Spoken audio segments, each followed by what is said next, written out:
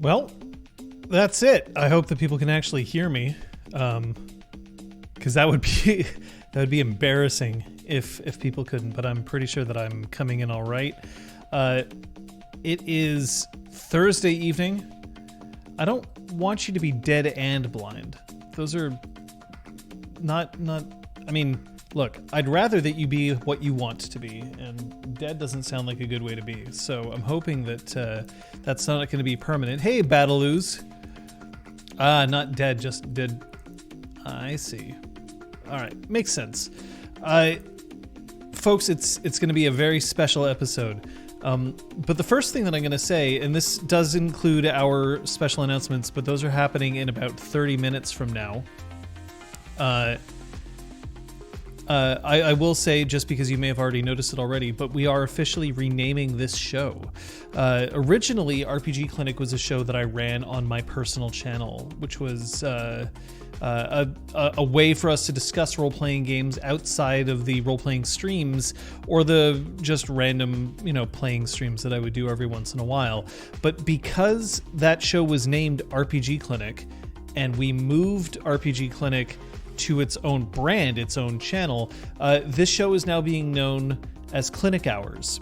So that's our first thing, which I know is not a big deal, but we've got a thing going on here. We're trying to do our best with it. So at this point, now we'll have that to kind of make it a bit more obvious what's actually going on. Better than RPG Surgery? RPG Surgery will be when we, that's when somebody comes in and they have a game that's failing, and we'll, do our best to try to fix it. Which was actually the original purpose behind RPGClinic, was that people would come in with issues that they were having in their own games. But there weren't enough people who wanted to do that, so we've got other things. RPGs and other weapons of destruction, that's fair. One-shots of other people's games, dissecting them to bits. I mean, it's tough to dissect other people's games. If somebody wanted to send me a recording of their game and said, have at it, go for it, I could consider it. But it's tough, because the other thing is when you're giving criticism, it's sometimes hard to know just how much criticism somebody actually wants and what level you want to gauge it at. As an example, if I'm writing an email that I'm thinking of sending my landlord, then I might want somebody to look it over to make sure that I'm not being too aggressive or whatever, but I don't really care that much to spend a whole day going over it. But if I'm writing something for my job, well, that's something different, and I'm going to want whatever criticism I can get, especially because I also know that if it's for my job, I can probably get criticism from multiple people. So I'm able to better balance the idea of, oh, this person likes this section, but nobody likes this section, so I should probably fix it. If I'm critiquing somebody's game, do they want it critiqued through the eyes of just a person who runs games, through the eyes of a professional narrative designer, through the eyes of somebody who has professional theater training? Are they looking for technical information if they're streaming it? I mean, there's a whole lot of different reasons to have it. So would have to have a session 0 with the creator to get the green cards on stuff. I mean, exactly. And that's a lot of work to do. So it's not necessarily out of the realm of possibility, but at the same time, also what I consider useful for a game isn't necessarily what everybody would consider useful for a game. Let's just shift over there so that I'm actually in the center. But it is something that we just have to think about and to maneuver with, because it can be difficult to receive criticism that way. But no matter what, today we're actually going to be talking about the ways that I have fucked up, and it's kind of a good way for me to revisit this. I know that we've kind of done this before occasionally, but it's good for me to remember that while I spend an awful lot of my time on this channel talking about my opinions when it comes to role-playing games, I also have made mistakes myself, plenty of them. And the only reason why I'm at the level that I am today, and what that level is quite open to debate. The only reason why I'm at that level is because I have made a lot of mistakes and I've attempted to learn from them. So in a way, a lot of these things are mistakes that maybe you've already made and that you have already learned from. Maybe they're mistakes that you have yet to make and you can learn from them before you make them. But I'm also going to remind people, no matter what, that if you make a mistake, it's okay. Mistakes are a natural part of trying to be better at anything, and as long as we don't make critical errors that can end up hurting other people, then we should be allowed to take risks and make mistakes, because that's the way things go. So in a way, Kung Fu Fenris, yes, this is kind of like an RPG confessional, where it doesn't even just only have to be my mistakes. If you want to volunteer mistakes that you have made as you have been negotiating your role-playing hobby, then by all means, throw them into the chat. I would love to hear them. And I will even refrain from judgment. Bunny caveat, other people's mistakes also aren't necessarily mistakes for you. I mean, I think that's an excellent point to make. Here, I'm also going to call up our featured chat so that we can let people see these things as they come up on screen. We can focus on them. There we go. So, I mean, if we wanted to let people see... so other people's mistakes also aren't necessarily mistakes for you in game dev, especially what doesn't work for you might work elsewhere. Absolutely. Hey, Biff the Boss, that's Scott, for people who don't necessarily know, who also streams on his own channel, which is Biff the Boss. In bad mistakes, I've made a few. I've had my share of sand kicked in my face, but I've come through. Well, Freddie Mercury did have a way with words. So yes, it's also true that just because I've made a mistake and because I consider it a mistake doesn't necessarily mean that it's a mistake that everybody needs to be aware of or worry about. Scotemius.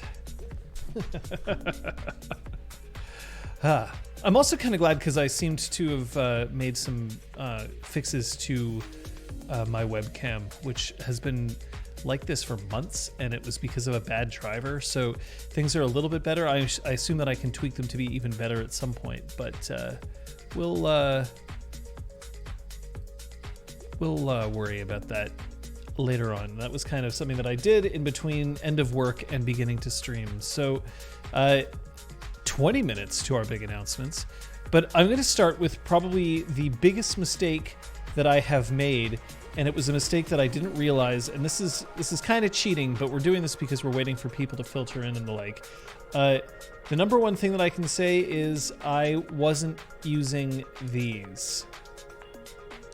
So safety cards, of course, right now, this safety card isn't going to show up properly because of the green screen, but and I forgot to bring our slightly off-green card in, but we're not going to worry about it too much.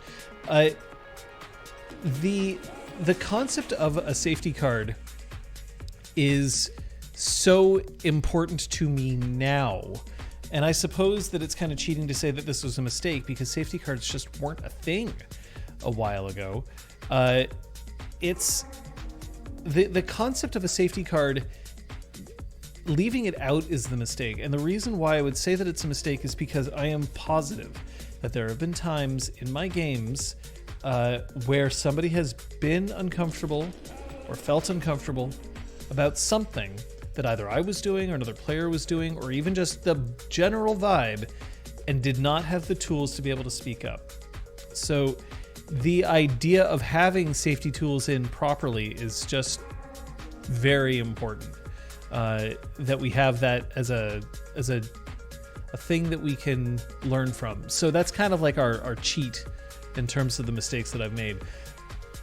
The reason why I claim it as a mistake, though, is because there have been... I've been role-playing for a very long time, and I have seen players get hurt. I've seen players get hurt physically in terms of in live combat because rules weren't being respected. I've seen players get hurt emotionally because they invested themselves in the game and things didn't work out the way that they'd like, or that they brought their own dramas from outside the game into the game and it made things worse. And I know that a lot of these things could have been prevented if only we had safety cards. And part of the thing that we do when it comes to safety cards as well is we have to practice using them. Accidentally inviting a toxic player? Oh, we'll get to that. We'll absolutely get to that. But there's a practice when it comes to these cards, and one of the things that I will point out is that as much as I have tried to make sure that we always are aware that these cards exist, the other thing that we have to remember is that they can be difficult to use. And if we don't continually remind people, hey, everybody, we have safety cards. The safety cards are there to make sure that you have the ability to keep yourself emotionally secure while still pushing boundaries if you so wish. Without knowing these things, it's important to recognize that it's not easy to throw them out there. There is still going to be a stigma for lots of people who haven't grown up with these cards that using them is either implying a failure on their own part or that embarrassing feeling of I don't wish to impose upon somebody else in terms of their actions, right?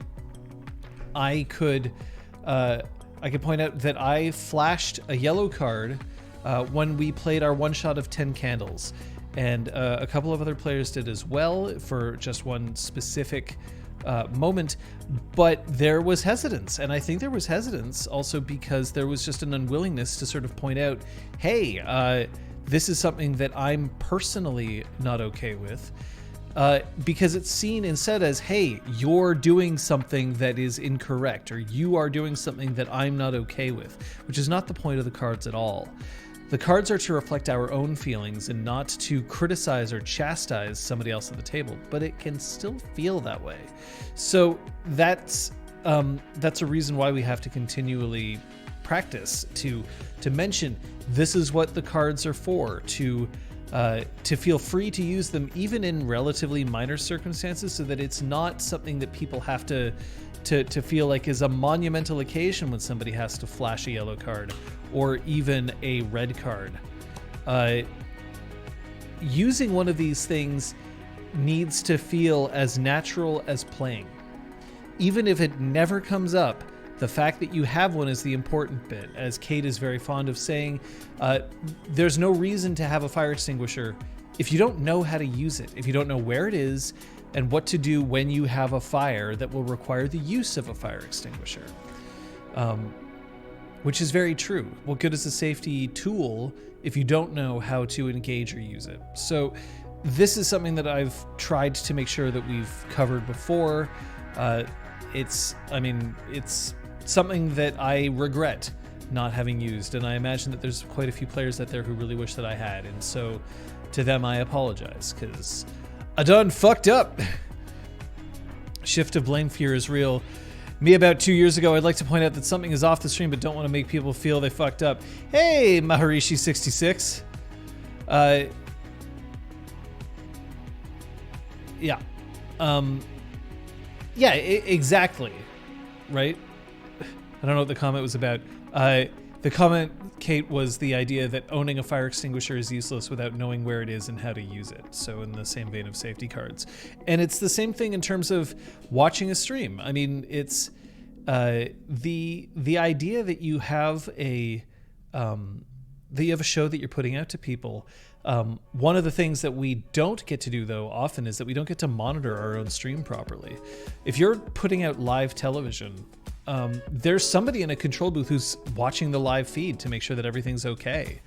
And we can't do that because everybody who is involved in the project is on camera. So yeah, we need to know. We absolutely need to know that things aren't going well, but obviously there is sometimes some hesitance, like, ooh, do we let people know? Is it okay to let people know? I will absolutely call you Rishi. And if you have specific pronouns that you would prefer, let me know. The safety cards are something that we've been using now for quite a while, and we will continue to use them until we find safety tools that we prefer, but we like these ones so far. And the fact that we have a green card, which, again, hard to see when you are in front of a green screen, although it is kind of fun to see. We've actually these cards that we have here, we repurposed. They're actually card sorting cards for if you're using a trading card game or collectible card games and putting them in boxes. but we also have labeled them with our names on them just so that we are sure that everybody has their cards. But that's something that you don't necessarily see.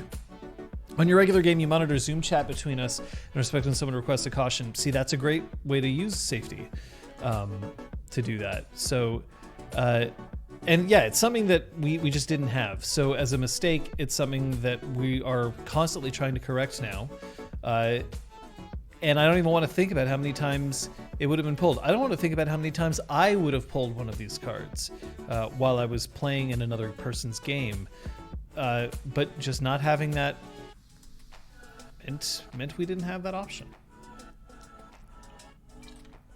So let's have a look here. We're about 13 minutes from our big announcement. One of the next things that I'm going to point out in terms of a mistake that I made is this one's a bit trickier because this won't apply to a lot of people, but it especially applies when it comes to large-scale games, so live-action role-playing or online role-playing, and I've made quite a few mistakes when it comes to co-GMing. He, him, absolutely, Rishi. Le suspense. Co-GMing is sometimes one of the best things that you can do, especially if you are playing in a game or running a game that has so many players that it's hard for you to pay enough attention to all of them. Co-GMing strikes me like a full clinic hours topic. I mean, fair. Absolutely. Hey, Lamira. That is absolutely fair that it is a tricky topic indeed. And we may cover that. But what I'll say is that in terms of the mistakes that I made, the very first time that I ran a large-scale LARP, I planned it out, got everything ready. I knew that I was going to have about 25 players. And I thought, well, I would prefer to have multiple people available to help run this game. And I thought that this was going to be a one-shot, and I asked 3 of my friends to help me out. And I said, hey, would you like to run this game with me? It's a one-shot. We're just going to do it. It'll be fine. They agreed. I had already kind of plotted out what was going to happen, so they kind of went with it. But then the game continued. We decided to make it a regular game. And because we didn't define the roles of each GM, there's almost immediately became problems. You have a secret wish that LARPs gets another season? That's not a secret wish. That's a definite wish, Rishi, that we would love to see. Now, admittedly, we need help with that. We need people to sign up for our crowdfund pre-fund list in order to make sure that we have enough people interested before we launch. Because let me tell you, launching a crowdfunding campaign that doesn't work is not, it basically dooms projects. So we want to make sure that we've got them ready. That's great to see, Aragorn. It's good that you're here. Wait, was it? It was a birthday? Oh, happy birthday. Oh, happy belated birthday. This mystical pre-fund list, somebody is going to find that link and throw it in the chat for you, I'm sure. It is on the Fantasy Network, who are partnered now with LARPs to try to get a 3rd season on the way. Thank you, Kung Fu Fenris. So they were not aware of my original intention, which was like, well, I'm running a game and you are very welcome to come in and come up with your own ideas. But like, it is a game that I started, and they were under the impression that it was, no, we're all equal partners in this. Well, okay. If we have to do that, then that's fine. And I honestly, after a while, I didn't really mind that. But then I also made the mistake of trying to run games the way that I normally do, which is with a heavy improvisational style. And my co-GMs were not pleased with that because I basically made decisions in terms of plot without consulting them about things, because I figured, hey, we're just gonna like pick things up and move along and we're gonna go for it and you can do the same. And they did not want that GM style. They wanted to have things planned out for them to know about things. And I realized at that point that I had made a mistake again, that we hadn't defined what kind of communication we would have. And then finally, not even finally, I mean, we'll put this on its own episode, but I then, after there were significant complaints from the GMs that I was trying to, like, that I was overruling the game, that I was doing too much, that I wasn't, I took a step back and I said, okay, well, I will focus on the smaller details of the LARP for now, and the rules adjudications. Oh my, bits war. I'm not gonna complain.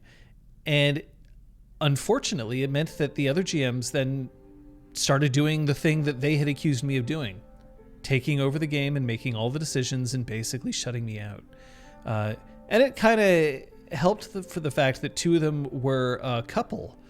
And so they were speaking about things all the time because they were together. And so they would have time to discuss the game when I wasn't around. And then by the time that we would show up to game and we would have our GM meeting before the game started, they would say, this is what we're planning. X, Y, Z, A, B, C. And I'd say, oh, well, and then I'd have, comments or suggestions or even outright criticisms or complaints. And, oh, why does the chat disappear? Interesting. I'm still live, aren't I? I hope I'm still live. Yeah, that was weird that it cleared there. Hey, Real Brick Wall. That's good to see. Okay, good. I don't know what happened with the chat. That's fine. I can still see the chat. It was just a clear on the screen. Either way. So, because they had already discussed it at length, and because the GM meetings were literally minutes before games started, I didn't have enough time to plead my case. So I lost a lot of control there. And that was because I poorly defined what every person's role was going to be. And I didn't stick up for myself when I thought that my role wasn't where I thought it was supposed to be. So if you are ever co-GMing, and we will do an episode on co-GMing because that does sound like a very interesting topic, but if you are ever co-GMing, make sure that it's understood what everybody is going to do. Is there somebody in charge, like a storyteller, and then they have narrators, to use the World of Darkness Mind's Eye Theater terms for it? Is it that you have a head GM and then you have several GMs and then you have like a hierarchy about it? Is it that, oh, you might have been logging into Streamlabs. Okay, that makes sense. Learn from Twitch's mistakes. Are you, is everybody responsible for the main plot, or are different plot lines the responsibility of different GMs? And also, when is it possible for you to discuss amongst yourselves what your goals are for the game? I mean, we had an online forum back when like forums were a much bigger deal. We had created our own forum. Nowadays, we'd probably just use Discord, but we had a forum that we'd created, and that and it was like our GM forum that only we had access to, and they didn't check. And there goes the chat again. Odd. Come on, Streamlabs, what's going on? That was you again. I see.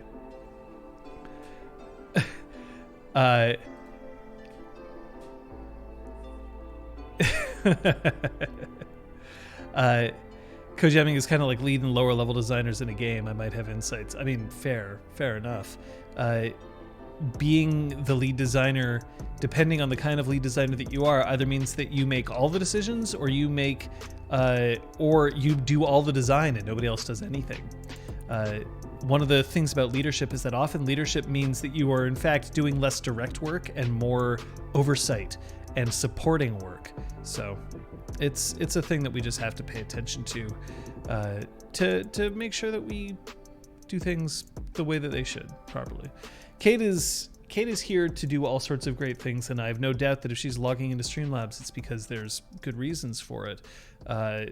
But yeah, at the moment it is blanking the chat on our chat box here on the stream, so it may have to wait until the stream is over. I don't regret the co-GMing that I did. I definitely felt better about it when the next game that I ran afterwards, I ran with only one other co-GM, and that co-GM was not somebody who then had divided loyalties or responsibilities for, until she did. Because that can kind of lead into our next topic, which is the idea of not avoiding relationship drama. I have played many games with couples, whether I was in the couple or whether other people were in couples, and there have been several situations where that has caused issue. One of the issues that I'll point out in terms of the co-GMing that I did was that one of the other two co-GMs, because I originally started with 3 and one of them dropped out, so it was only 2, and they were a couple, and that ended up being an issue. But it also was an issue that one of them didn't like me that much because I was closer to his girlfriend. And he didn't like the idea, I guess, that I was close to his girlfriend, or maybe he just didn't like me. There's lots of reasons why someone might not like me. So it does exist. But then there have been times where I have made choices in a game because I was either trying to avoid looking like I was applying favoritism, or because I was specifically applying some favoritism in order to try and maintain interpersonal relationships with players at the table. And it's just not worth it. It's hard. And the thing is, it's kind of like it is impossible for it not to affect you. You cannot remain truly neutral. It is an impossibility. Couples where only one likes you is not a fun situation in or out of games. Real Brick Wall, you speak absolute truth there. But yeah, if you are in a relationship with somebody, you will treat them differently than other people. Now, you can try to mitigate that to as much of an extent as you can, but it is something that you have to pay attention to and keep in mind, because there will not be a time where either you aren't showing favoritism but other people think you might be, or that you are showing favoritism because you figure that it's the one thing that you have available to you. So I was running at one time an Exalted 2nd Edition campaign, and this was partly an excuse for me to try and get my partner at the time to, already Exalted 2nd Edition, and people are like, oh boy, and I totally hear you. No one wants to deal with ticks when it comes to their combat. And I had invited my partner to play with us because I figured like this was going to be a way that I was going to get her out of the house. She had developed quite a serious chronic illness, and that was something that then she was spending a lot of time at home, not going out, not seeing friends, and just kind of slowly, distancing and isolating herself from everyone else. And I knew that this was probably unhealthy. So I suggested that she, play in a role-playing game, and that I picked a few friends, and she was amenable to it. And that was great, except for the fact that she, in the middle of those games, would fall asleep. Now, her claim, and this claim is could be very legitimate, is that she would fall asleep because of her illness, except that, of course, she didn't fall asleep when she was interested in things. She just fell asleep when she was checking out of things, and she just wasn't engaged in the game the way that she needed to be. And I kept giving her passes for that, and I shouldn't have. Even if she was my girlfriend, even if she was sick, there is a problem when you are falling asleep at the table. And I don't mean like once or twice. I can understand, you have a hard day at work, you show up, you try to power through it, you nod for a bit. I understand. But it was happening that she would just straight up conk out every session. So it happens. And I kept letting it slide. And I realized that the game was suffering as a result, and that the other players who were playing seemed to be having more of a fun time. But she was dragging the game down. And whether or not it was her fault, quote unquote, whether or not she was just, humoring people while showing up and not really wanting to be there, whether it was that she wasn't making the effort to remain engaged for other players, because sometimes when it comes to role-playing games, there is a certain amount of effort that you have to put in, or whether it was her illness. A game can't go well if you have a player who's always falling asleep when that player also needs to be engaged with the story and the like. So it is a thing that we have to pay attention to. I have played in games where I've had players who I showed favoritism to because they were just playing, like they were engaged with the game more than anyone else. And it's easy to show favoritism to somebody who's just really super engaged. But that can also cause issue. And it can cause issue especially if that player's boyfriend believes that you are in fact showing favoritism because you will have sinister motives. So, yeah.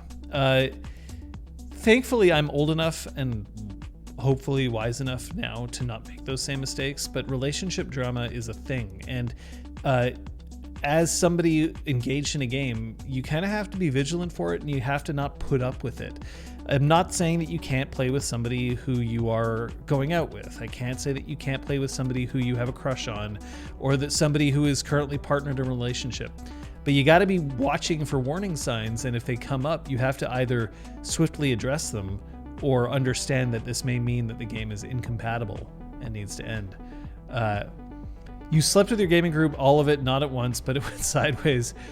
I mean, there you go. Stop chewing on my zipper in front of people's partners. Well, if I've been asked, then I will stop. That is quite simple. So we had a player who wanted to play Cyberpunk with us. I ran a couple of sessions. Here, let me just pull this up here. I ran her a couple of sessions, and somehow, in her mind, the game didn't click for her. She was trying to push concepts like magic, dragons, and the D&D stereotypes and classes in a game that wasn't about that at all, so I had to ask her to bail since she clearly wanted to play D&D instead of exploring something different.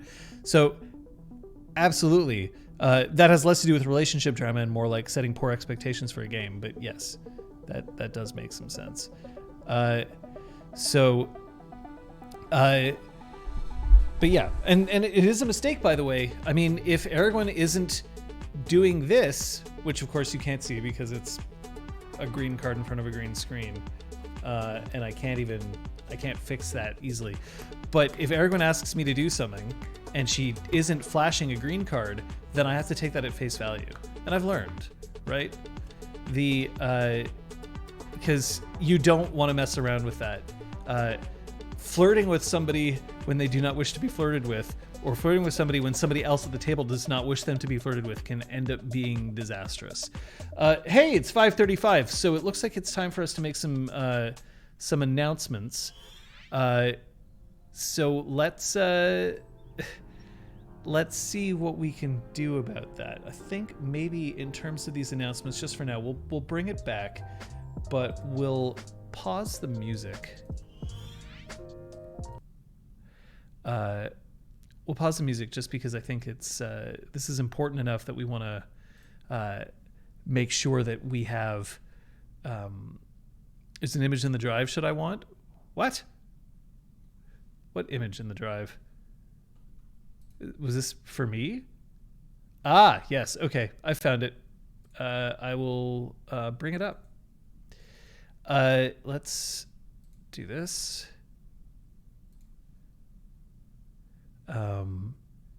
Now that we've turned off the music and we've made it all serious like and all that.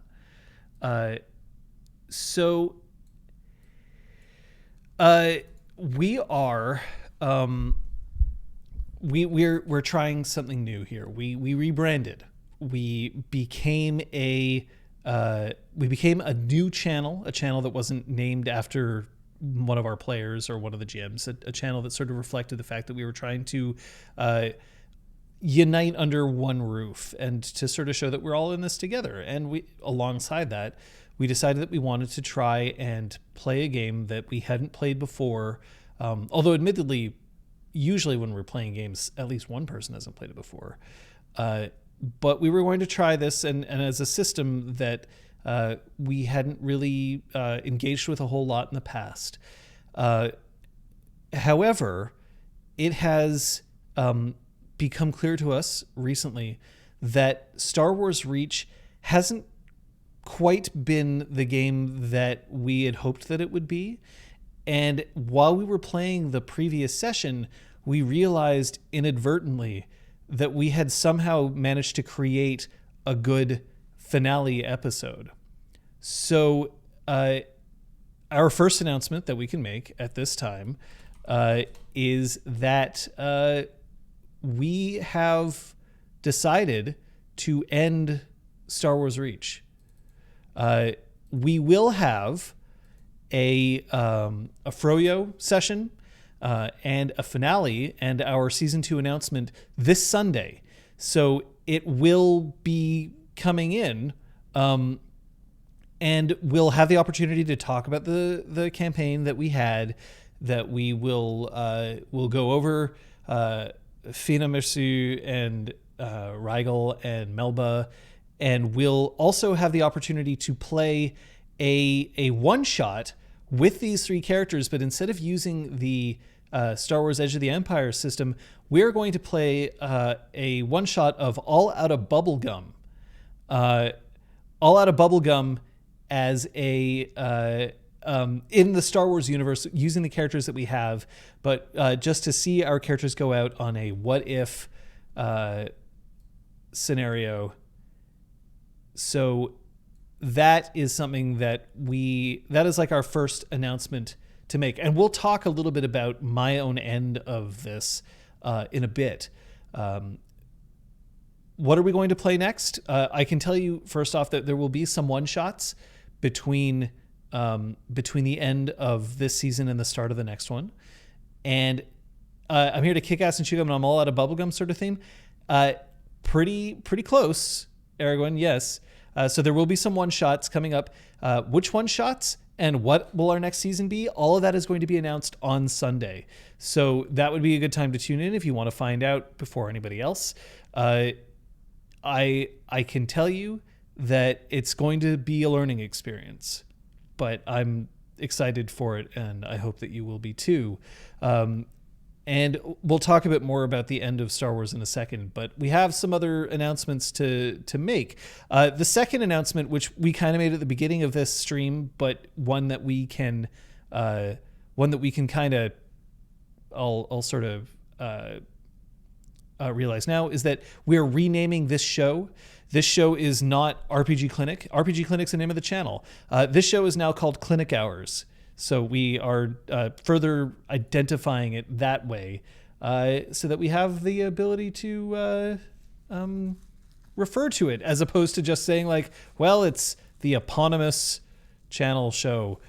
So welcome to Clinic Hours, and we hope that you enjoy it, but it's honestly not all that different from all the other RPG clinics that we've had.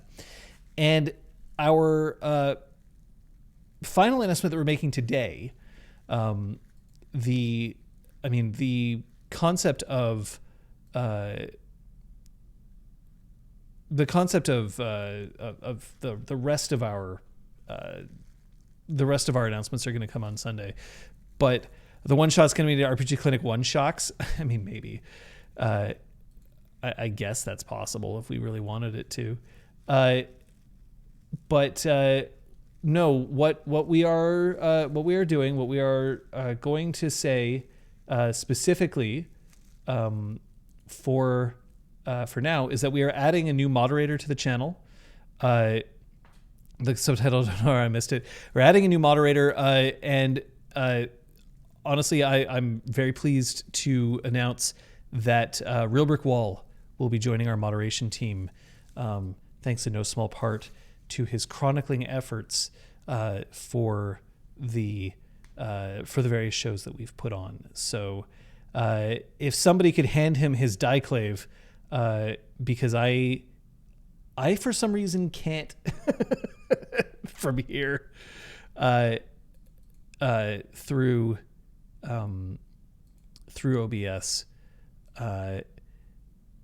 then that would be appreciated, because he deserves his Diclave right alongside the Crosshair and Aragorn. So that's our those are our announcements. So first, Star Wars Reach is ending, and we'll have our Froyo session this Sunday. We will announce the next major campaign that we will be playing alongside the one-shots that we plan between now and then. And there we go. It is in. So we will be announcing the new season along with one shots on Sunday. So you can see that. We're clinic hours now, and Real Brick Wall has his Diclave. So congrats in the chat like 50 seconds before I actually heard you say it. Fair. What is his exalted moderator name? We have to actually come up with one. I have brought this up, and we have to find one for him. So we'll be able to find that out, and hopefully we'll be able to give him a proper introduction on Sunday alongside Entropy's Disciple and She Who Knows 10,000 Things. So there it is. But I think that now is probably a good time, once we have congratulated our good friend, to go into our reasonings and decisions and how this came to be in terms of the end of Star Wars Reach. So here, I'm going to shift over there because we've got our little icon up there, which I'll leave there for a little bit.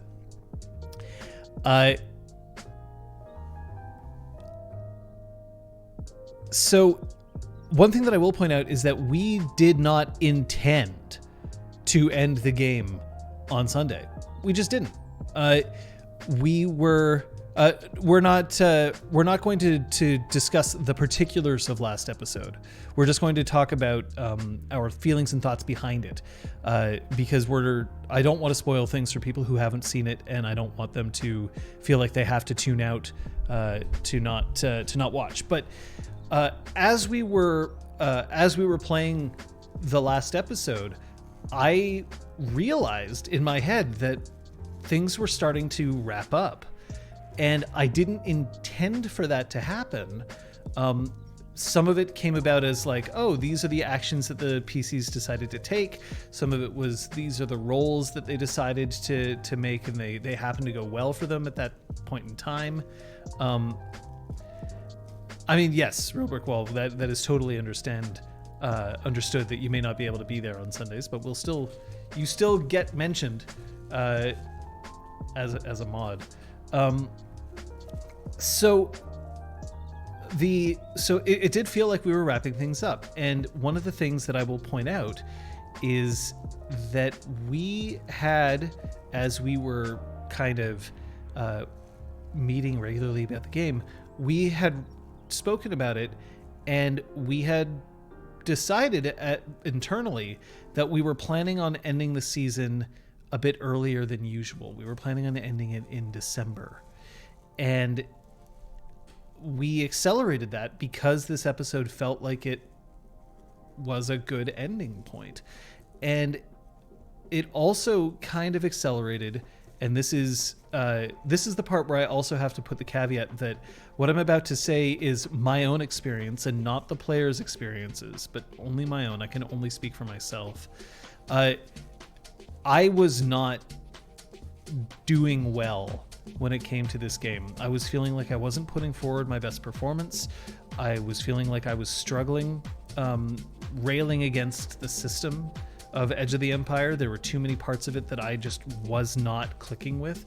And I noticed that there were issues just in terms of my personal style and the way that the game was running out.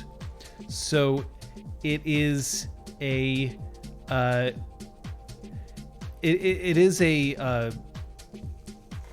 something that I'll dive into, but suffice to say that I was feeling very anxious about the game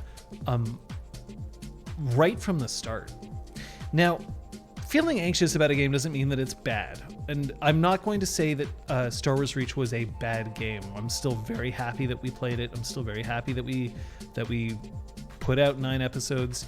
I however, will say that anxiety to a certain degree, is normal. I am always just a little bit nervous when it comes to streaming, because I always wonder, like, is it going to be a good stream today? Are things going to go well? It's not like stage fright. Stage fright to me is kind of the idea that, like, when you're standing up in front of everybody, that you're worried that you're going to, forget your lines, or that you'll make a mistake and that people will laugh at you. I don't care about making a mistake, but I did care about the fact that it didn't feel like the game was going the way that I had wanted it to.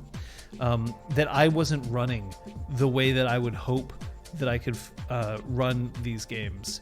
And the key is that I didn't tell my players, and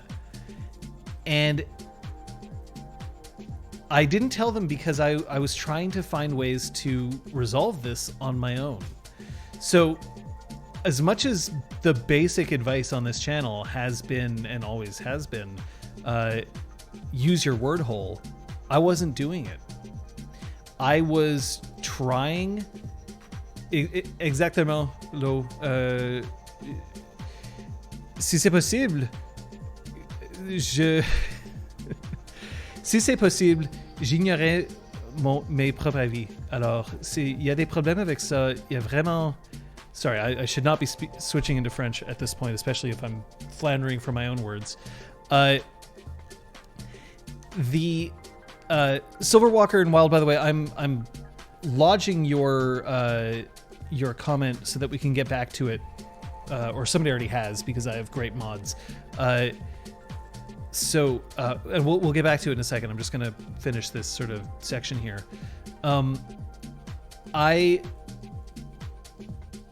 So right from the start,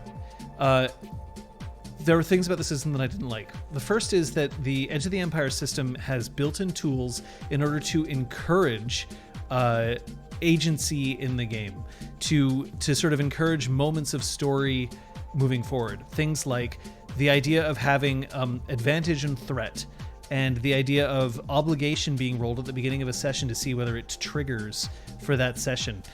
These are interesting mechanics. They're not mechanics that I deal well with, because I prefer to make my own choices about when twists occur. And I don't have an issue with creating twists at what I consider dramatically appropriate times. I prefer to keep a tighter control of pacing, and I also trust my players to be able to pace as well. And these mechanics were kind of there to say, like, yep, sometimes you're going to throw in these twists, and you do it on when we say it on our dice. And I was getting frustrated with that, because I don't want the dice to always determine when I throw twists in. I want to be able to do that myself.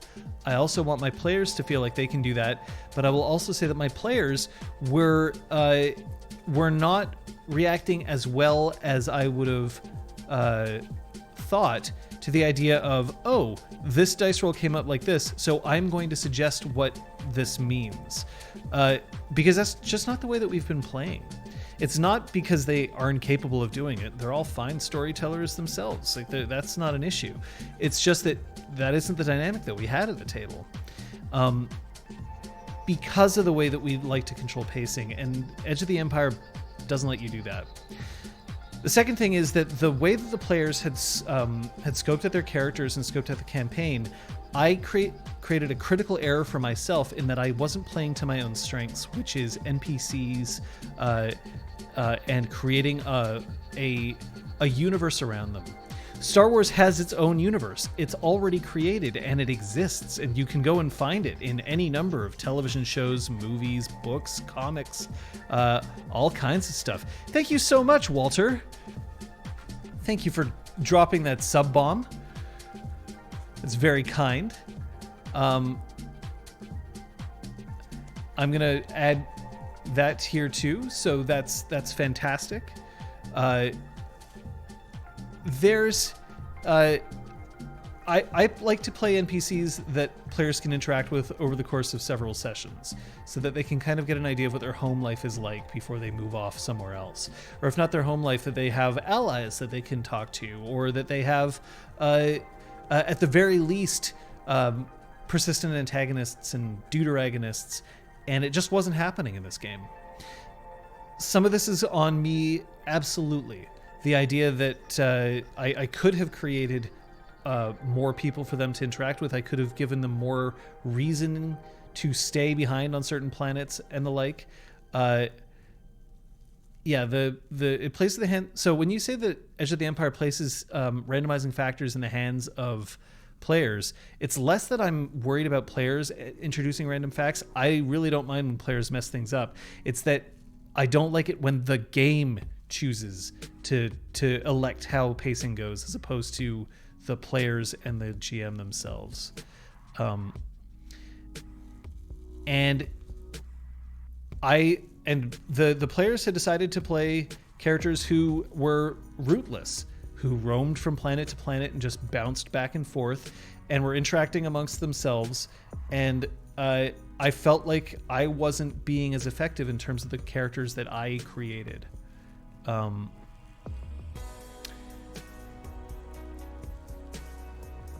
Rootless, not ruthless. No. And perhaps that was something that I should have brought up with them at the start, but I also wanted to see where it would be going. It is also possible, and I'm not here to start judging the actions of my players, that they took some choices which I should have caught as flags.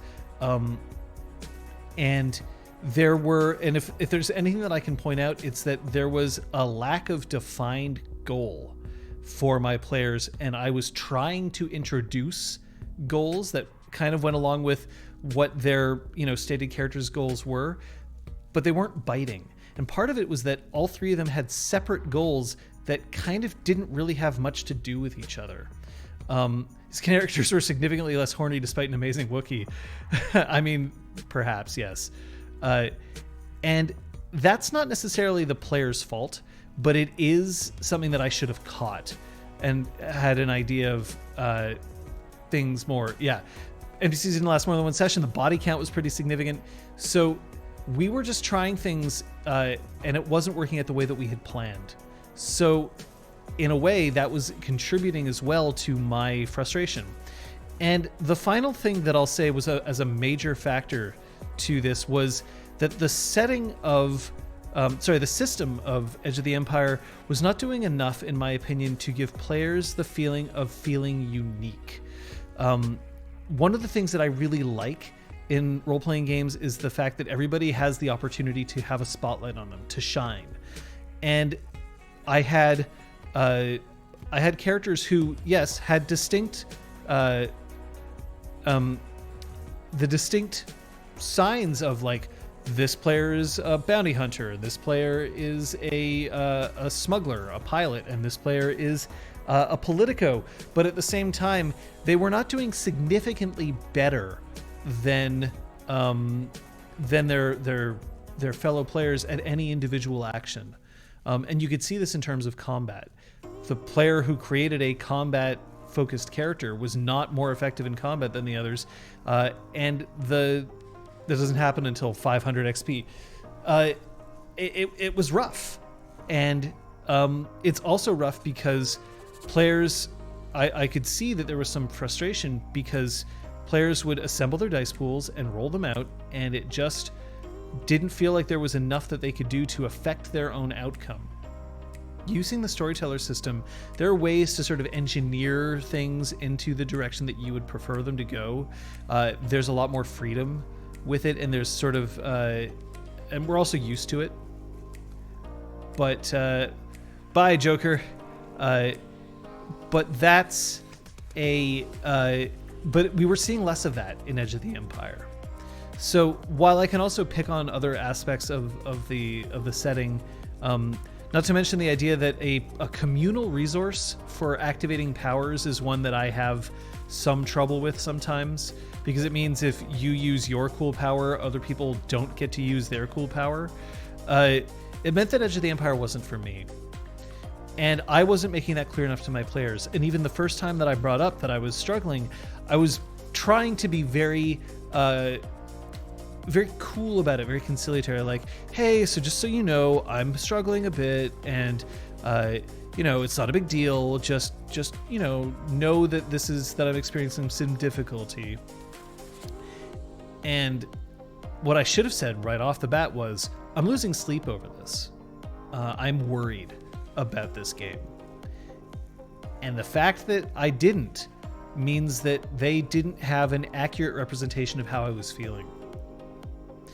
I care about the games that I put forward for my players. I care about their enjoyment. I care about my enjoyment. And now I also care about the audience's enjoyment. And I have sometimes difficulty determining whether their expectations are the same as mine. And I have difficulty calibrating the feedback that I get, because I also have, as some of you know, quite a nasty case of imposter syndrome, of feeling like I don't know what I'm talking about, or that I'm not good at the things that ostensibly I am good at. And so I kind of have to manually calibrate myself to be like, no, things are going well. Players are enjoying themselves. The session went great. And I just wasn't able to do that for Reach the way that I was able to do that for Exaltwitch or for Changeling the Streaming. And it was seriously to the point where I was experiencing intense anxiety before games. I am lucky in that I got to spend time with Liz and Cade and Scott, and being able to spend time with them and also with all of you as the audience meant that I still enjoyed streaming and I still enjoyed playing the game. I'm not saying that I was suffering, but I also realized that I was not having the fun that I could have. And it was only more recently that I admitted to my players straight up, I wasn't okay, that I needed something to keep me in the game. And it turned out that the thing that was going to keep me in the game was the idea that we were going to end it, that I would have a certain number of sessions to close out the story with my players, and that I would know that we would be moving on to something else. And that kind of helped me feel better about it. And then we had the most recent session, which honestly felt like an ending, and players agreed, and we decided that it was done. Because the other thing that we have to point out is that in show business, as I've said before, leave people wanting more. And what that really kind of comes down to is you want to make sure that you're ending a game while everybody is still having fun, as opposed to ending a game when people are already checking out. And I was in the process of checking out. So I have to pay attention to my own feelings and my own needs and wants at that point, and be able to say, I can't continue in this game unless we can find ways to make it better for me. So it helps that to know that there was an ending, but then the ending came and we seized the opportunity. It helps that I suspect that my players were feeling like they were okay with trying something new. I don't know if they felt as strongly as I did about how the game was going. And I'm not going to speak for them here. They can speak for themselves. Hey, a lot of them are here anyway. They can. But it is a thing. Crosshair says, from a viewer point of view, the thing I noticed was that this could be done with changing rules, but in space. So I wasn't watching the system or the game, but I was watching the people and characters. It was entertainment, but it wasn't watching a TTRPG stream, if that makes sense. The story and characters were fun and interesting, but it felt like kind of a mismatch between style and system, that the system also got in the way. Yeah. Real Brick Wall, good on you for making that decision 3 months in rather than 3 years. So, exactly. And one of the reasons why we decided to move to a season format for RPG Clinic was so that we could make those changes. That we could decide that if a game wasn't working out for us as well as we would have liked, we could end it and move on to something else. And that we could also say that we had a defined period where we would check in and say, are we going to continue with this game or not? It also meant that we kind of had an idea of like we could wrap up major storylines in seasons, so that then if somebody was to want to join in, they wouldn't have to start watching from episode 1. They could start watching from the beginning of the season, and we would have kind of an update for everybody in terms of that. So that's what happened with RPG Clinic's Star Wars Reach, and that's why the game is over. I am still very happy that we played, and I'm still very happy that you were there with us. But I am looking forward to our next adventure, so it helps. Elizabeth says, for my part, I enjoy the characters we created, but could take or leave the system itself. Plenty of issues for our playstyles. What was most obvious, though, that I was not having fun, and that's something as one of his players. That's not something I could ignore. Okay, I missed the not, and I probably shouldn't, because that changes the whole meaning of the sentence. So it is important that I point out that, to me, storytelling is also role-playing, and a role-playing game to me also deserves to have some game aspect to it. And while I was enjoying the stories, I was not enjoying the games, so that helps. So I'm going to go back to here because we had some comments that I wanted to call up. Silver Walker in Wild says, so there's 4 of us, 1 GM, 3 players, 2 couples. This one boyfriend is known to always create a character and then turn them into a toxic idiot. He also has a problem with listening to reasons, so we do play a game with him, but we also play a game of Exalted without him in secret. His girlfriend only playing when he isn't home, so we do not really learn our lessons, but the Exalted game is great. I totally get it, because it's when your GM's checking out, you're in real trouble. Yes, Crosshair, absolutely. So first of all, I'm glad that you managed to find a way to play. And I know how difficult it is for you to address the elephant in the room, which is, hey, your play style is not working for me, and I'd rather that you cut it out or stop doing it. And playing a game in secret can also be kind of rough. I would make the suggestion that tearing off the Band-Aid is going to be better than you trying to drag this out and then having somebody discover later on that there is a secret game happening. And it isn't going to be pleasant. Like, it absolutely isn't. It's not pleasant to tell somebody that you're not handling them specifically well.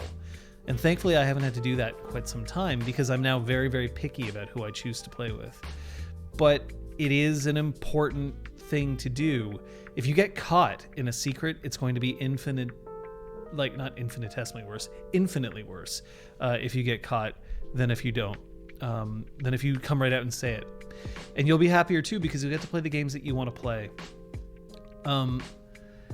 If you don't mind playing with somebody who's playing a toxic idiot, or a character who's a toxic idiot, then that's okay.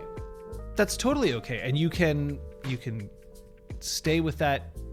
That's perfect. But don't hide the other game. And you also do not have to make excuses for, I play in this other game without you.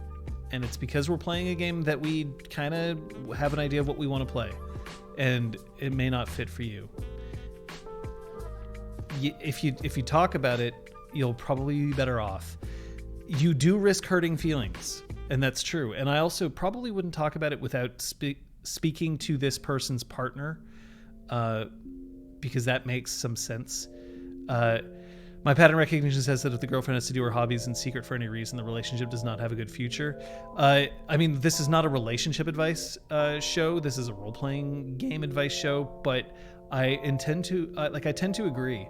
It is healthy for you to engage in actions that don't involve your partner. It's okay to have hobbies that they don't do. It's okay to play games that they don't play. It's okay to spend time apart. But if you have to start sneaking around to do those things, that's dangerous. Because if somebody can't handle the fact that you're doing something different, it doesn't speak well. So, Walter says, hi, John. We weren't here with my wife, so here are some subs, appreciation, and actualization. Today we played with my wife Star Wars D6, and it was amazing. So yeah, the D6 Star Wars, I like that system better. I even like the D20 Star Wars better than Edge of the Empire. Don't tell anybody. And it was amazing for my wife about Exalted campaign. So there's 4 of us, 1 GM, 3 players. This one boyfriend is known to always create a character. Oh, okay, so this is the same thing. So yeah, it is a risky situation when you're playing games in secret. The D20 Star Wars game, also known as the Saga Edition, which was an edition that kind of compiled a whole lot of stuff because this game was coming out as the prequels were coming out. The D20 I liked better than the Edge of the Empire. I still don't think I'd choose to play it now, but I did like it better than Edge. The D6 is, in my opinion, probably the best. And there are actually slightly modern updates to the D6 system, so you can go with those as well. That is a thing you can do. But I don't mean to insult anybody who enjoys Edge of the Empire. It is not for me, and we know that now. By the way, I realized that I didn't explain the rules for All Out of Bubblegum. So while Kung Fu Fenris is typing up some fuck ups, any system that doesn't have binary success or failure is preferable to me. Yeah, I definitely agree with that. I'm not a huge fan of binary success failure. It's also part of the reason I don't like D&D that much. All Out of Bubblegum is a game where you have one stat, which is Bubblegum. Your stat begins at 8. And whenever you take an action, if you are trying to take an action that involves anything but kicking ass, then you have to roll under your Bubblegum score on a D10. If you're trying to take an action that is kicking ass, you have to roll above your Bubblegum score.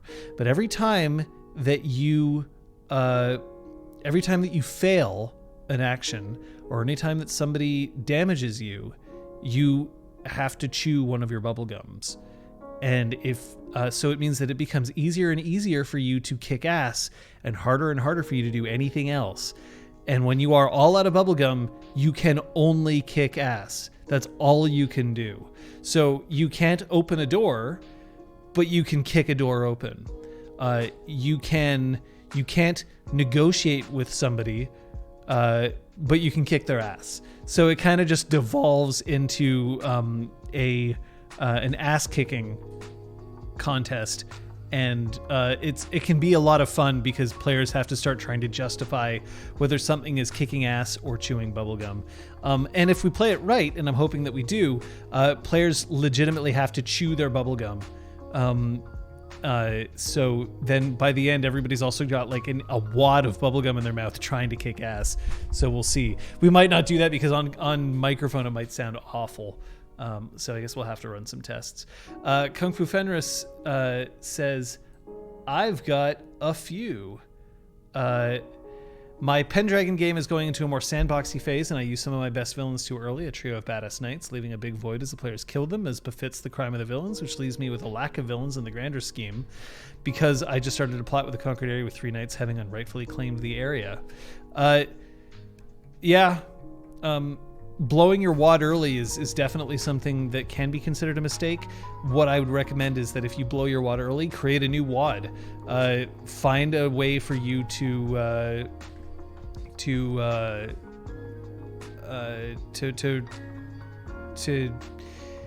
create either new villains or villains that are behind the previous villains. His girlfriend knows this, but man, she is a pretty lovely solar for my lunar. Aww.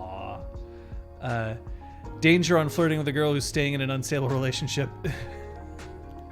Yeah, we already covered that part earlier on.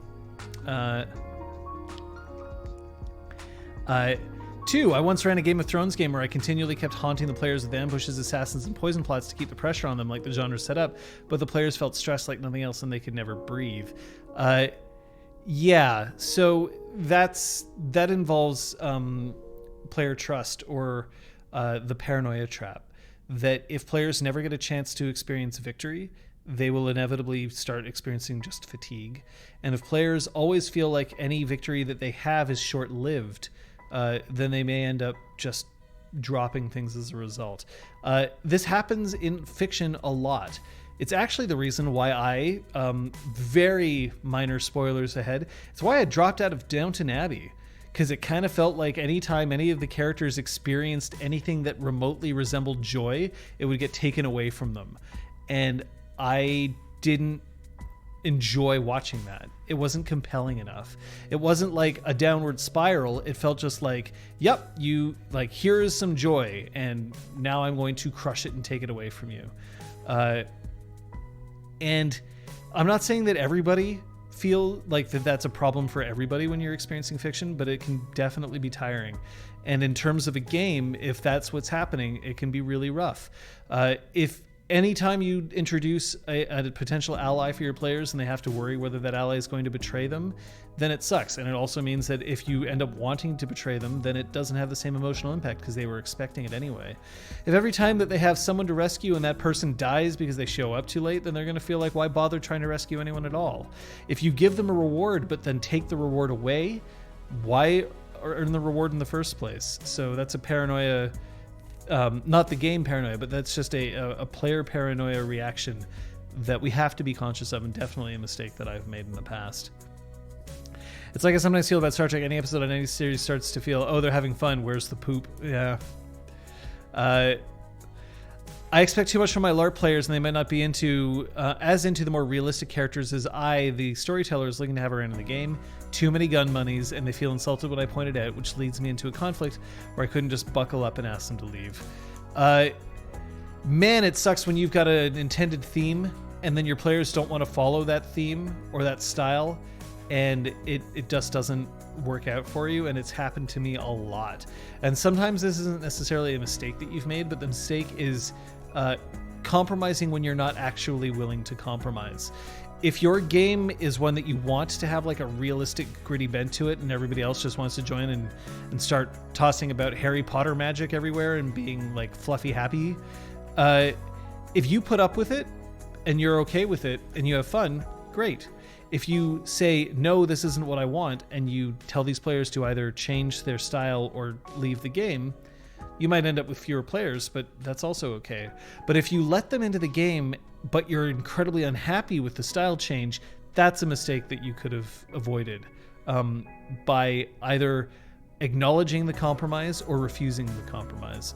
But you can't take the compromise and then feel ultimately really badly about it. It's a goddamn vampire game. Woof. Story of my life. I hear you. My biggest mistake in GMing, trying to bring a deeper feels story, socializing and all that storyteller stuff into D&D when my group wants to go out and slice things off other things. I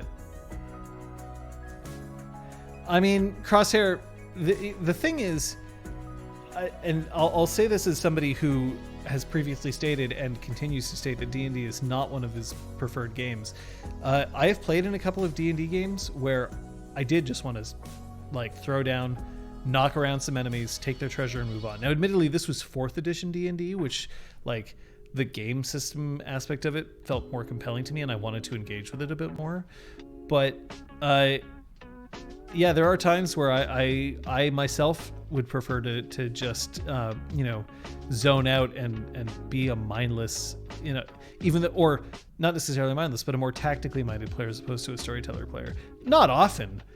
It's very rare, but it does happen occasionally. But it sucks when that's not what you intended or hoped for. Katanas and trench coats every year. What year is this? 1997. Vampire players don't age. They're vampires. You're absolutely right. You are absolutely right.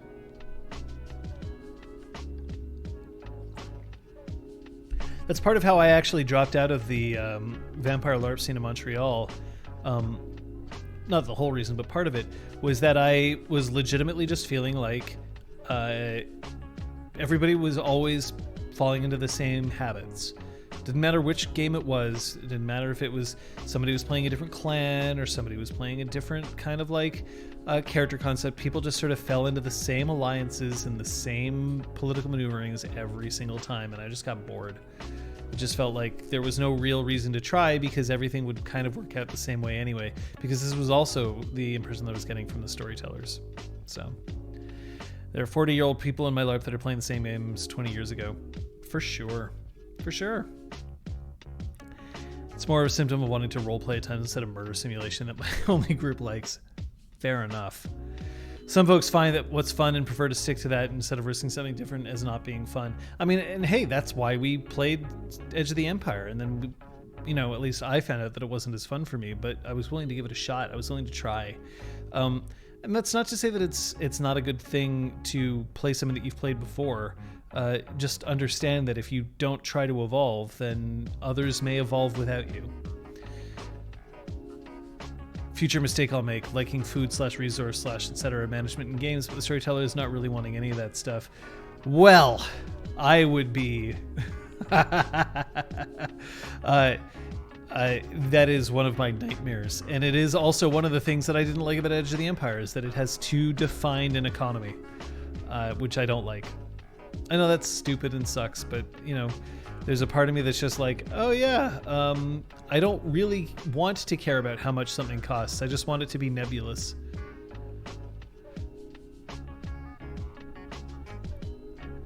Them licks be immature.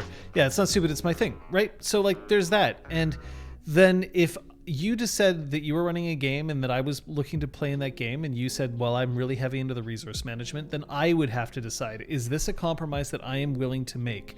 And if it is a compromise that I'm willing to make, can I handle making that compromise? Because it's also not good if I say, oh yeah, no, that's fine, we can do that, and then complain about it constantly. It's just no good. That's not helpful to anybody. So if I introduce resource management in my games, my players immediately hate it, so I stopped doing it. I like introducing extremely limited resource management, and by extremely limited, I mean occasionally I'll have something that I'm like, you can do this once or twice, and then that's it. You can't do it again. So that it's less kind of like I have to find out how much money I need to buy more of this particular thing. Like, no, you've got a thing, it's got one charge, and that's all that you can do. You have 3 dots in wealth, you can buy all the fruit in town. So like, yeah, Exalted has a more nebulous economy system where depending on the number of resources that you have in your merits, you can have a limit of things that you can afford, and there are certain things that you can afford but only one of. So it helps. Thank you for hopping on that, Kate. Damn, I don't even know what that said. Oh, it's a bot. All right, whatever. Screw them. Right? They don't deserve it. Screw them. So yeah, in Prague it's Camarilla that's played. They did play Training Sabat one time, but they just played it like it was Camarilla, just with different clans. Cry and Tsubisi. Yeah. And that is an issue, because if a game system has this kind of like, this is the intended mood or theme, and then you decide to play against that mood or theme, that's great. But if everybody isn't aware and buying into that change, it can be rough, which is part of the reason why, while GMs are able to make whatever choices they want and whatever changes they want, it is a problem if you make changes without letting people know, and also without letting them give feedback as to whether they think these changes are a good idea. There's still plenty of mistakes that I've made that we haven't even got to yet. I mean, not using my word hole is right there, which we've just seen as an example of. So I guess one of the things that I'll point out is that as much as my advice is here and you're welcome to take it, I also understand that it's very hard sometimes to follow, because I find it difficult to follow myself. Thankfully, I don't have major problems with my players, so I'm not in those situations, but share with the clinical staff. So it is, but even with players that I completely trust, it is sometimes just difficult to be able to step forward and say, I am not okay, I need help, I need this. So that is a way to think about it. I have made as mistakes. So there's some other mistakes that I've made. I have made mistakes where I didn't trust my gut. Somebody would present a system, somebody would approach me to play in a game, somebody would come to me, and then immediately I would have a physical reaction to it. A physical reaction of like, a twist in my stomach, and I would know at that point that my gut was telling me, this is a mistake, this is wrong, don't do this. And I would ignore it. Try not to ignore your gut, folks. Your gut often tells you things because it is important for you to pay attention to. I'm not going to say that your gut is always correct. And also sometimes your gut will prevent you from taking risks when in fact taking risks is a thing that you should be doing. But if somebody is approaching you to say, I want to play in your game, and your first instinct is like, oh no, listen to yourself. Because I have tried to say, well, maybe I could make this work. Maybe it'll be okay. I might be able to. I already knew that it was going to be a pain from the beginning. I should have listened to myself and just been like, no, this isn't the time. This isn't the opportunity to start just like getting into it, to figure out like where, I mean, Real Brick Wall, that is more of a, a metaphysical question than anything else. But I have done this. I've let players play when I knew that what they were going to do was going to be messing things up. I have had players come to me and ask for things that I didn't want to give them, and then gave to them because I figured it was better to pacify them, and then it ended up biting me in the ass. Now, funnily enough, I often give the advice that if a player asks for something, the thing that you should ask is there a reason not to give it to them? Is there an actual reason not to give it to them? And if there isn't one, give it to them. But things like having a player come in with a completely tricked out min-maxed sheet, while I don't mind necessarily if somebody says I want to play a character with defined strengths and weaknesses, if I feel like the player is just essentially trying to game the system or game me, my gut usually tells me that that's not the only issue that I'm going to have with this player. It's not the only problem that I'm going to run into. And as a result, I have to say, no, I don't actually think this is a good idea. I do not wish for you to engage in this.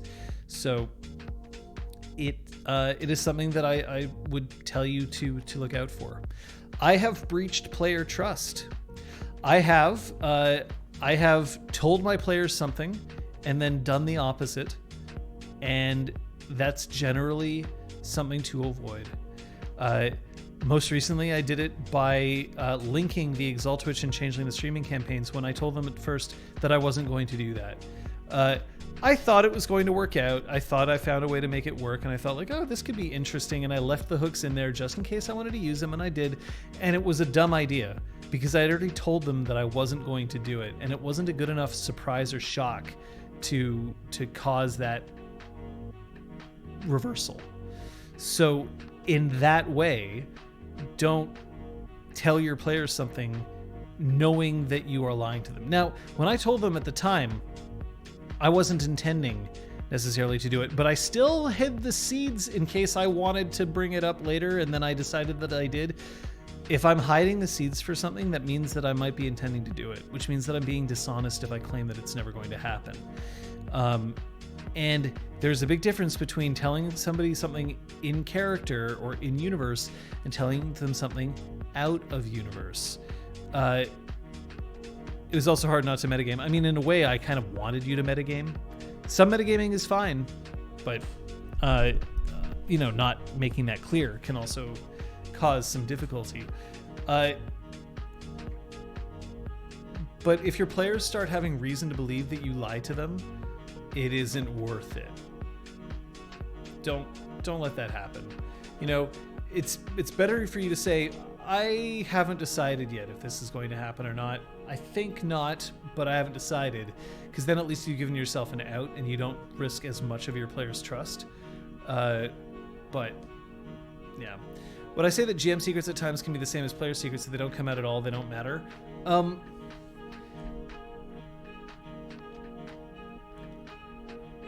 Yes and no. So in general, I would say that you're correct. If a GM secret never comes out, then it never mattered. It's possible that you have a secret that you're using to influence the rest of the game, and to color the universe that you're in, and that's okay. It's also possible that players do the same thing, that they have a secret that they're not telling anybody, that they are using to just color the rest of their character, and that they don't need other people to know. But that's rare. Most people who have secrets actually want those secrets to be found.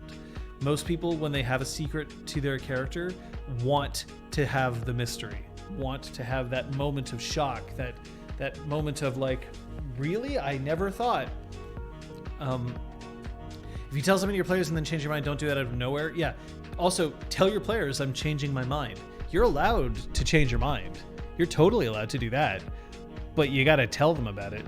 Maybe I'll change my mind about houses. Oh, this is the opportunity. Let's go. Sorry for surprising everyone. So changing your mind, the thing is that, Kate, you didn't tell me out of character. You didn't promise that you were never going to join a house. And I didn't say, I hear you and understand that, and I expect that you will never join a house, and then you go ahead and join a house. So there is that. People are allowed to change their minds. But if you change your mind and you don't tell anybody, you have to expect that that's going to cause some shock. And if you're telling something out of character and then change your mind, you have to be able to treat that with some delicacy. And I haven't always been the most elegant at navigating that. I'm getting better, because player trust is something that's very important to me. But it is something that we have to pay attention to a lot. Really pay attention to. Really be careful. Because if we're not careful, we end up completely screwing ourselves over. People do not react well to it. So if I were to tell players... if somebody was like, here's the thing, I want to have my father as part of my backstory, but I want my mother to have been absent.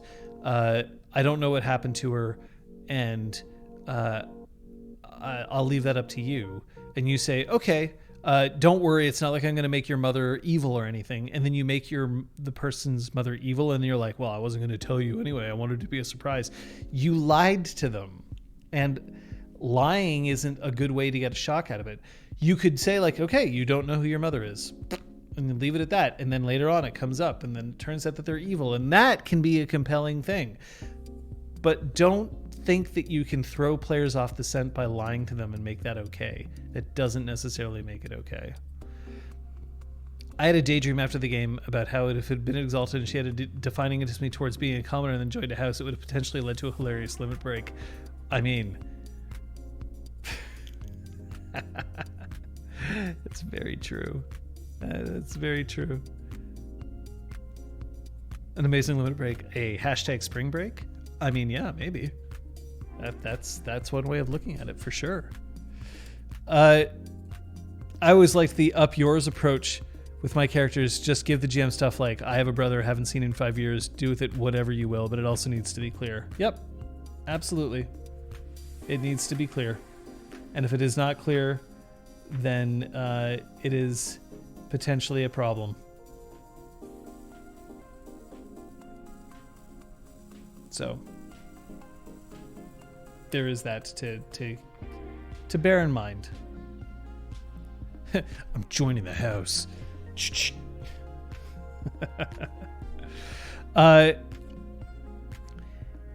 And there is another mistake that I've made, and this is one of the ones that I just recently spoke about, but it is something that I am going to have to say. I have made the mistake of not prioritizing myself. I'm very fond of saying like that I am, that, you know, we're a team, we're a group, and that as a GM, you can't consider yourself above the players or more important than the players. And the reality is it doesn't actually support that statement.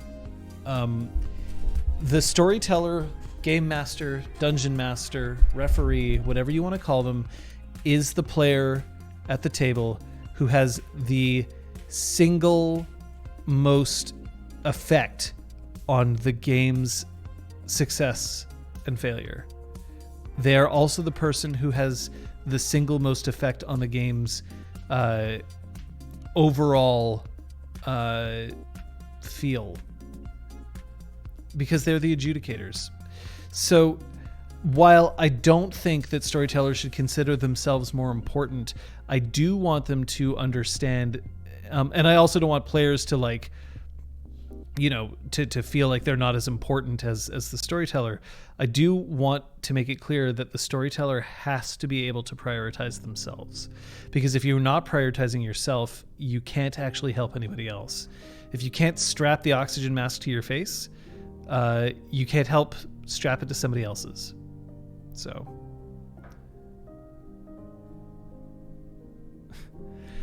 learning from mistakes. When you're deep in a game or a game group, don't get so deep that you put the game ahead of yourself.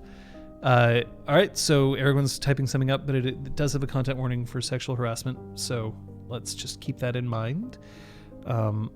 Sad music. That was not intentional. It's just on a loop. It's just a sub loop. Yeah, so we'll put the marker up for that. That's a good plan. Yeah, it's do not ignore your own self, and do not ignore that. For instance, when we were discussing what the next game was to play, it was important to me that everybody was on board for what game we were playing. It was important to me that everybody was excited and enthusiastic, but I also realized that there were a couple of games where I was a bit iffier on the system, if not the setting. And I had to realize that if I don't engage well with the system, the game is doomed. So I had to rule them out, like right away. And as the storyteller, I had to feel like I had that ability. The writing GUZ emote on that is perfection. I mean, like right now, yes, Aragorn's icon is perfect for on screen. Oops, I just logged out of featured chat because I clicked on the wrong damn button. So the content warning is there. In college, we had a really close gaming group, and we were playing a ton of games weekly, which were a ton of fun, and we have a lot of great memories from it. At one point, a GM pulled one of our players aside to have a private story moment. This was not unique, but after they had resolved the role-playing, he made a super inappropriate comment about her and how he imagined her doing things. She didn't tell me about it until months later, after the game kind of fell apart. She had been one of the most enthusiastic players, but the total destruction of her trust broke the game down. And she was struggling to participate while not being alone with him / when he was asking for rides to game, etc. She should have felt comfortable to say I quit, and she didn't, because it was part of our social group to be playing. Completely. Absolutely and completely. And it is why we have to be so careful. And it is especially why storytellers have to be careful, because, of course, if you quit a game, the game is essentially over. It's a lot harder to replace a storyteller than it is to replace a player. It was devastating to me as a friend, and we ended up exiting the friend group entirely. So I'm not going to pretend like people are immune from making mistakes, especially as kids, right? And honestly, sometimes it's hard for me to still not consider myself a kid, even at my age. But the reality is that we do have to be careful, and that if mistakes were made, they need to be acknowledged and addressed and repaired. My former friend group, my group that I participated in my LARPing days with and all that, basically fell apart because of relationship drama for me. I lost that entire group, but then I also realized at the end that I was doing myself a favor by losing that group. But I also don't know what they said about me in my departures. I have to imagine that there's some pretty unflattering things that people have said, especially because I've heard some of them, and while I dispute them, I also recognize that our perception of reality is our own, and it isn't always as easy to say that's not true, because it could very well have been true in a certain point of view. Now, I'm not trying to say like I did horrible things as a kid. I don't think I did, but I definitely have made some choices in my life that I regret. And one of them is honestly the idea that I tied up myself in relationship drama to gaming drama, and it meant that I lost both. But if you are going to act like deliberately inappropriate to somebody and you can't make amends to that person's satisfaction, then you have created intense harm, and it may end up costing you not just the game but friendships. So I do urge people to be as careful as they possibly can be.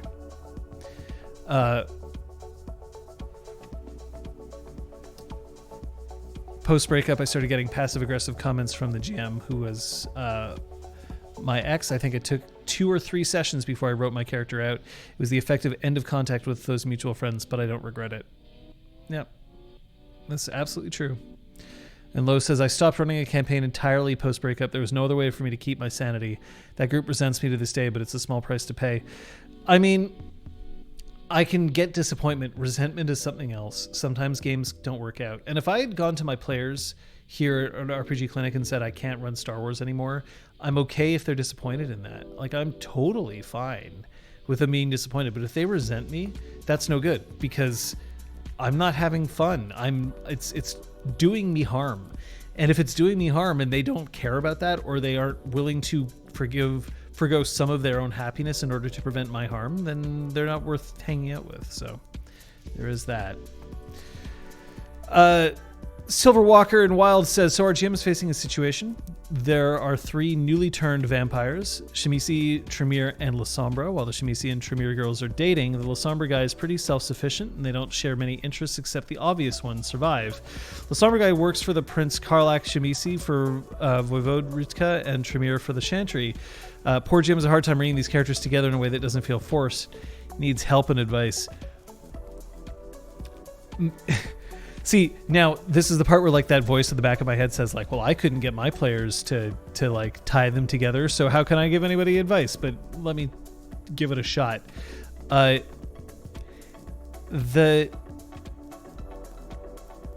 There needs to be a unifying element for a group to stay together. And sometimes that unifying element is just simply like, we all have the same interest. Sometimes it's, we all like one person, that person is our friend, so we are all friends by association.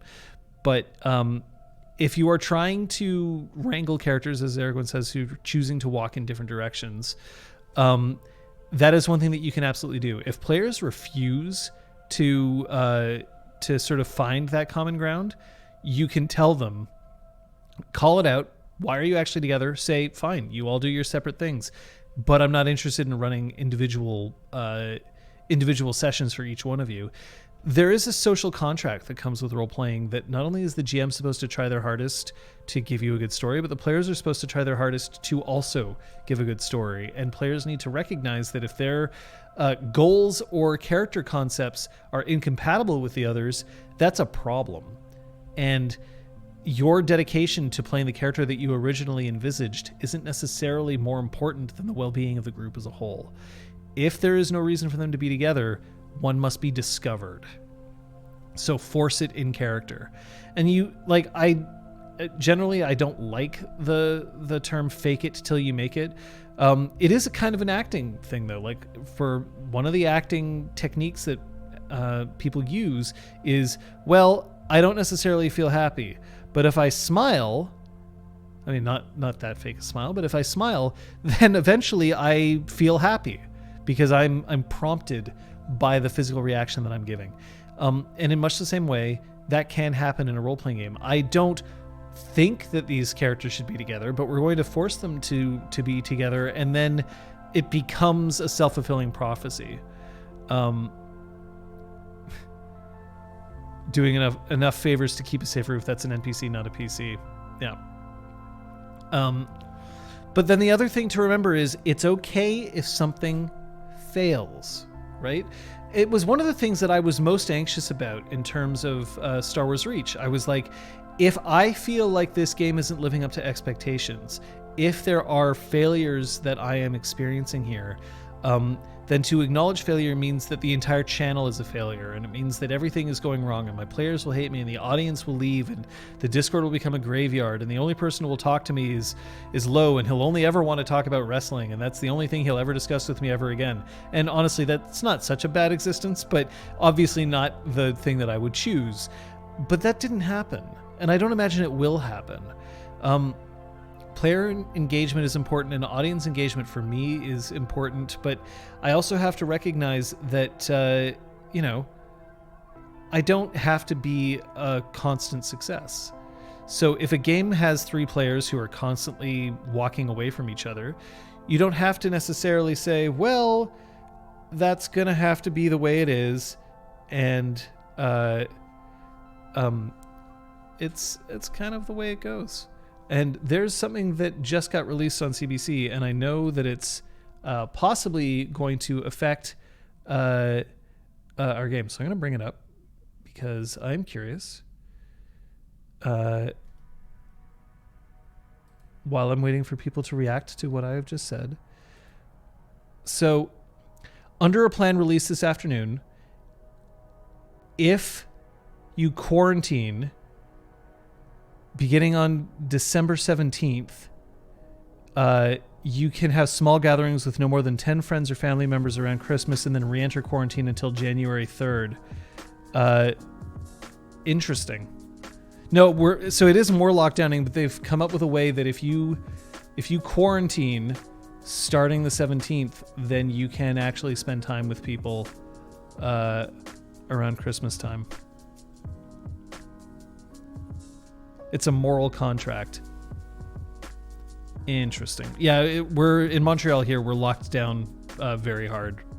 So, but it might mean that we'll be able to morally be able to get together. Yeah, like honestly, we have been quarantining. But anyway, expectations of oneself of constant success is a perfectionist trap. Yeah, it's absolutely a mistake, Battleoos, and it is an issue. Something that might potentially... Oh, so everyone has an interesting solution to come up with here. Let's have a look at that.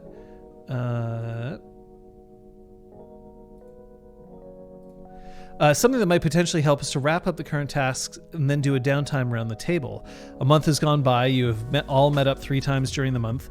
What did you meet up for and what did you accomplish? And make the players come up with the answers and then listen to their answers to help guide what the characters have in common that may be separate from their clan/political affiliations. Absolutely. Crosshair, stab me in Among Us all you like. I really like that. I like it when you stab me.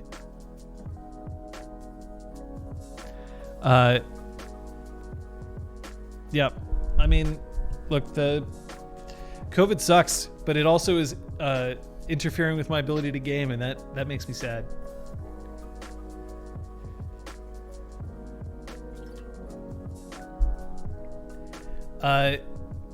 So we're starting to come to the close of this particular episode of Clinic Hours. Oh, that feels good to say. Feels good to say what the name of the show is.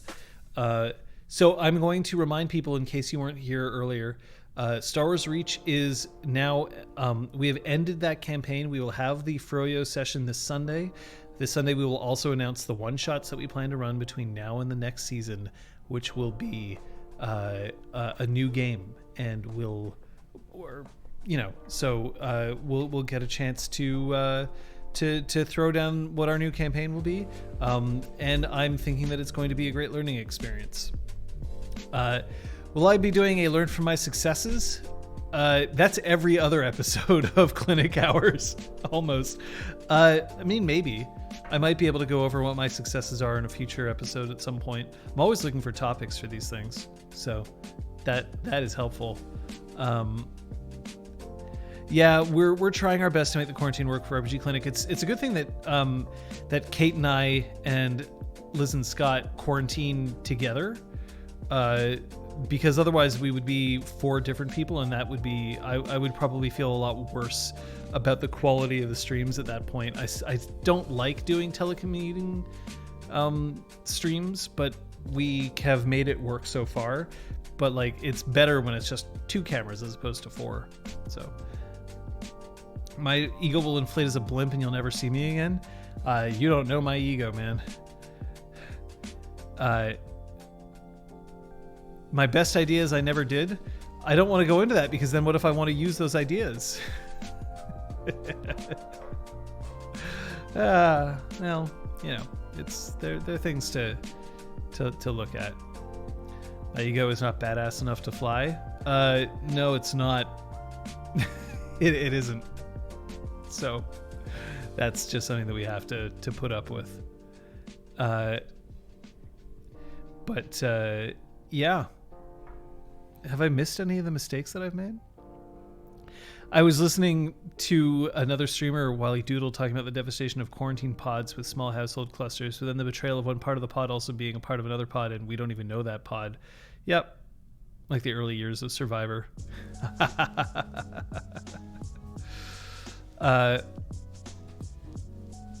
Sometimes you learn more from your mistakes or Johns and things you know. Fair. Early Survivor. Very well. Any mistakes from writing LARPs that made me a better writer? Tons. Number one, if you are sending somebody your drafts and they refuse to look at them, that's probably a sign that you're going to have your relationship end. That's a great mistake that I had to deal with.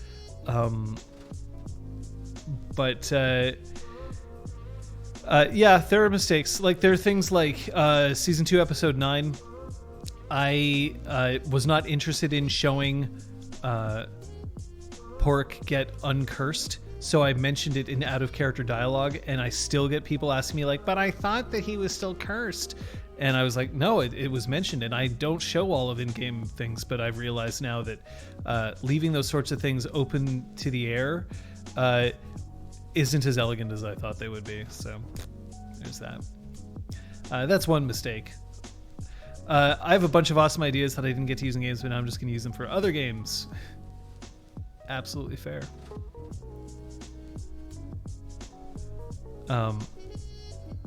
Prince is mad we have Sabat in the city, so the high chance of, yeah. Man, earlier Survivor. It has been a long time since I've watched Survivor. It has been over 20 years since I first watched Survivor. It might even be over 20 years since I last watched like a whole season of Survivor. That show's been around for a while. I wonder what Jeff Probst looks like if you compare him at the start of Survivor and him at the end. It's a big question.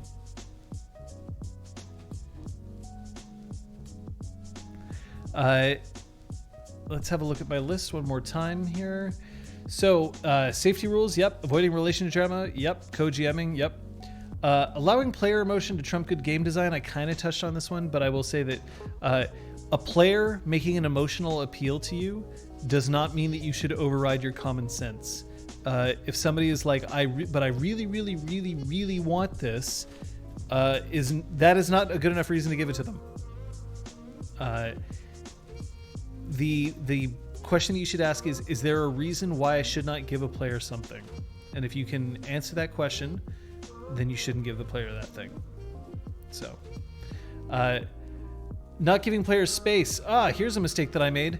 I ended a long-running LARP, and then I stuck around too long afterwards when players were trying to vent frustrations with the game.